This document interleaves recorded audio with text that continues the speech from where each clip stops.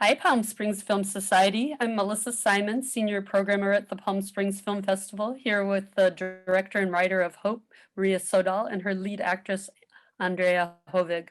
Maria was actually at the 2020 Palm Springs Film Fest screening Hope in person, so welcome back, Maria, and congratulations on Hope being shortlisted for Best International Feature. Hope is your second feature after 2010's Limbo, and it's a very intimate one. But even though it's based on your experiences, it's a fictional story. Can you talk about how and why you transformed such personal history into art? In short, Yeah, in short. Actually, it is a movie which I actually did not want to do because I thought it was too private. So I had to find the distance in time so that I could make it personal and also relevant in the sense that it became something universal and not a navel-gazing subject or whatsoever to say. If you to have a death threat like this and being cancelled, death being cancelled, it just happened like this, that I tried to write about all other kind of stories, and it didn't work. So it stood in its way, and I couldn't get around it. So that was the beginning of the long travel of making it into fiction, and to what it is today. Were your husband and children part of the process of creating the script? In the beginning, no, but when I realized that this might become something which was worthwhile studying, because I was in a stage health-wise, which I didn't know that if I was able to direct or, so then I had to have permission to work with the material, because it obviously involves other people than me. Mm-hmm. And, but very clearly telling that it's told through my point of view, and because of course I couldn't tell their point of view. So, but it's a fine line there, of course. Yeah. Mm-hmm. Andrea, you're just amazing in this film, and indeed your performance has been justly rewarded with numerous prizes. Was it difficult to dive so deeply into a character when you know it's based on your director? And in fact, how did you two work together on the character? Well, I thought it would be difficult. I've never done this before. I've never done this kind of true story, and I've never done a character who has actually lived. But I think that both Maria and I agreed that Anya is not Maria, and all my concerns regarding, her distance to her own story, and it all disappeared when we started to work, because she was my director and not a cancer survivor. So I just forgot the whole thing, kind of. That's good. Yeah. I'm sorry. And it wasn't inhibiting at all. No, I don't think so. I think I asked her 1,000 questions, but I also did my own research. And no, I wouldn't say that. It's she has this black and great sense of humor, which made it possible to work with this material. So I didn't feel that I had to, be on my toes. So I would answer no to that. I didn't think I was. didn't feel restricted, or because this is her story. I completely forgot. Sometimes, I forgot in you understand. Yeah. I remember in Palm Springs, Maria told the audience that the cast was actually mixed professional and amateur actors, with some of the doctors being actual medical performers. Yeah, medical professionals. What was that mix like for you as an actor? Yeah, I love that. I could talk for hours about what that gave me. Being in this actual hospital rooms with an actual doctor and an actual nurse, and they had been through a lot of casting. They were not accidental doctors. They had been casted very exactly. But it gave this authenticity to the scenes that a co-actor never would have been able to offer, I think. And I had to be on my toes in a new way with all these amateurs and all this, because all the doctors have like one scene. So I had to tune into every, also not just into the character, but also into the person behind the character, because they have never been in front of the camera before. So I had to tune in both my character and getting them to give the best they have to us, which was really interesting and a lot of fun, actually. Maria, what was that like for you as a director to have that mix? I've been studying doctors for years because I've been into hospitals back and forth for years.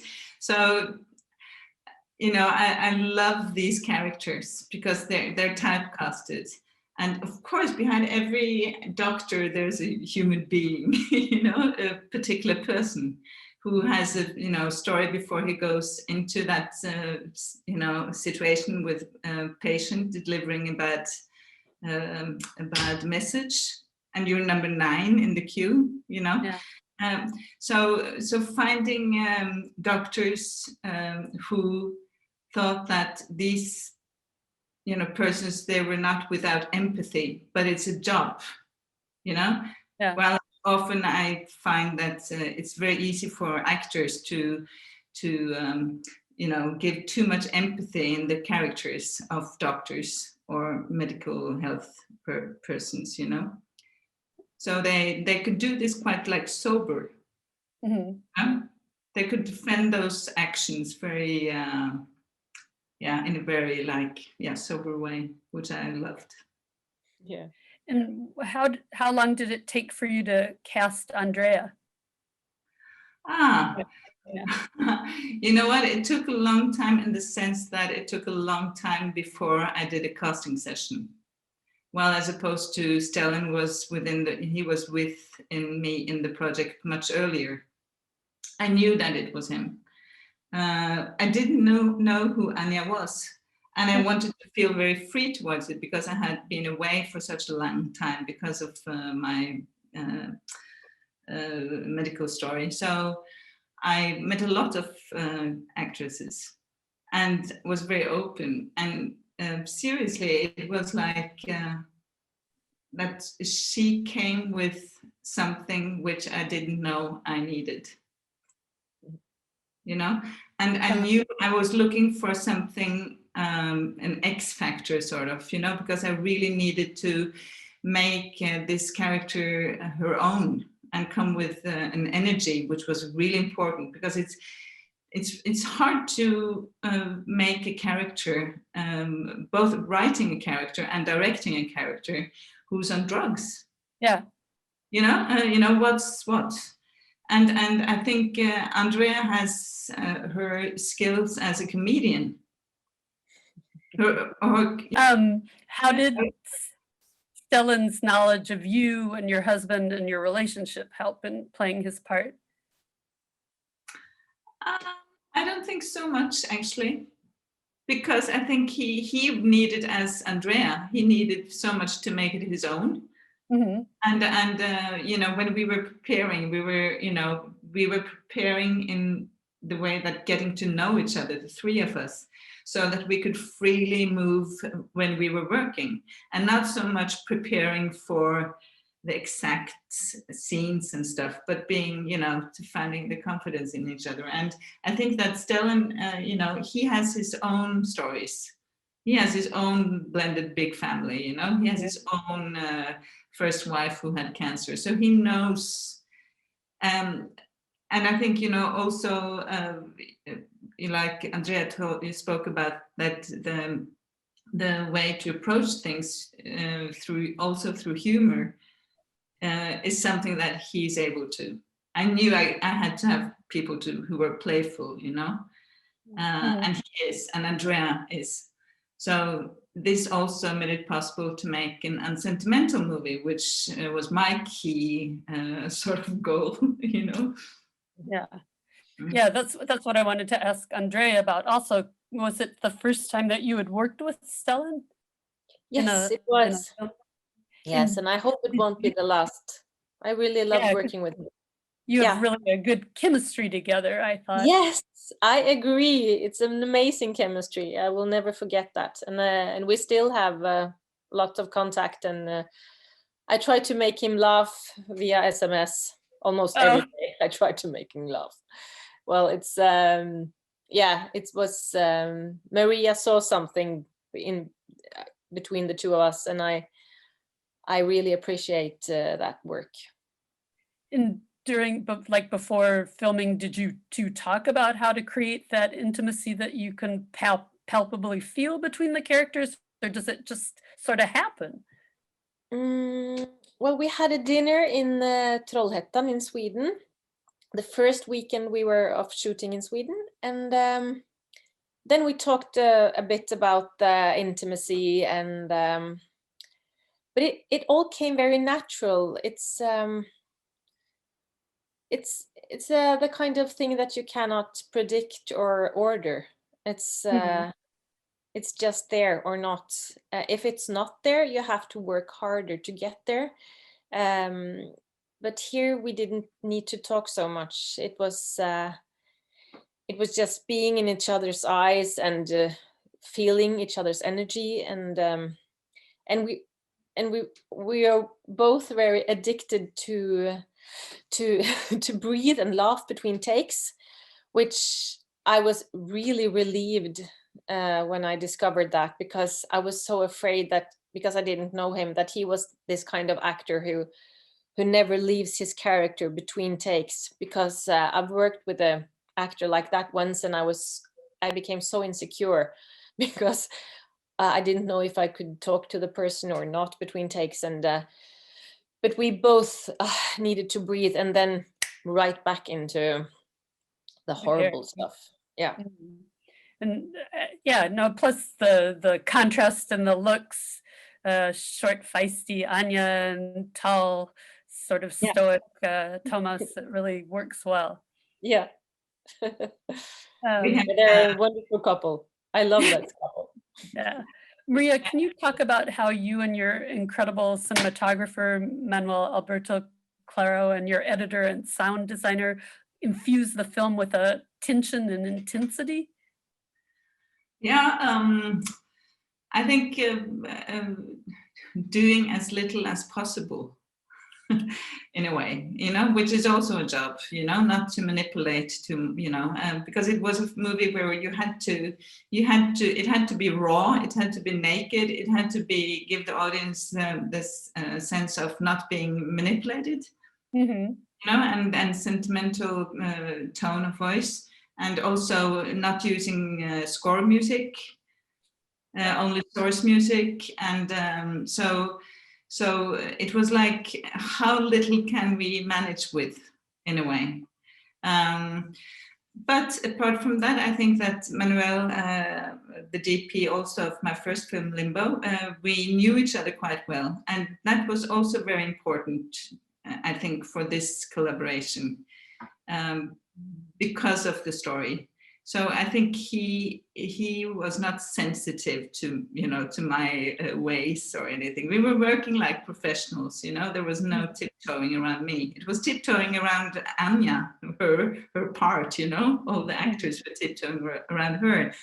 But as Manuel is a very handheld DP, where he works a lot with handheld camera, not the shaky camera, but the handheld, in the sense that he's almost a part of the scene. When it's the huge scenes with family and stuff, he would be almost one of the children, you know, with the camera, and so we tried to have as long takes as possible, as to give this organic kind of feel into it. So knowing what we wanted from one scene, he got the freedom to move around. You know, we had a goal, and then he was free to do a lot of things. So which is a way which worked very well in this movie. And I think that, you know, the whole apartment is studio work, built in a studio, and to be able to get the same feel at all the locations and, you know, hospitals and exteriors. And it was, we were very occupied with, you know, not feeling that studio. Yeah. So the way we filmed was not, you know, we didn't do a studio shot list kind of, you know, we filmed the same way, you know, if you're on location or in the studio, and always with the actors deciding, you know, what we should do. Because it's a movie which doesn't give the audience too much time to reflect or to feel grief, because that's also how the characters experience this story, you know. So Yeah, we want to totally give this this, you know, there's no time. Yeah, so it's no time to linger around, you know, things which are unimportant. I think having it be in that compressed time between Christmas and New Year's also adds the tension, because one day goes to the next very quickly.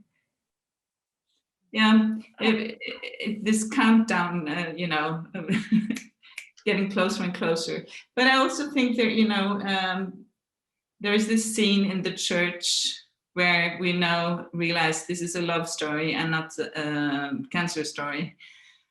So getting to that scene, and which is what the whole story is about, to get to that moment when they look at each other and you suddenly manipulate the sound, you suddenly manipulate the sort of editing, you know, it's a huge, super long gaze.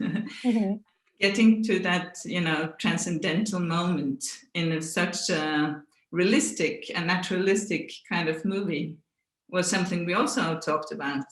That was where we were going, you know, that was the journey. But you didn't shoot chronologically, did you? No, we shot.